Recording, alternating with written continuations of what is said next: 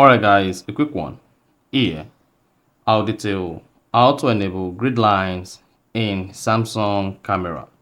So if while using your Samsung camera, you want the grid lines to pop, but you discover that it's not there, then here's a video for you.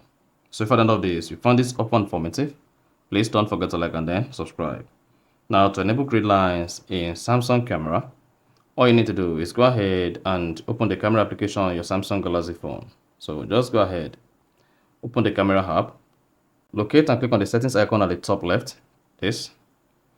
Then once you selected that, the next you want to do is you want to scroll down the settings page.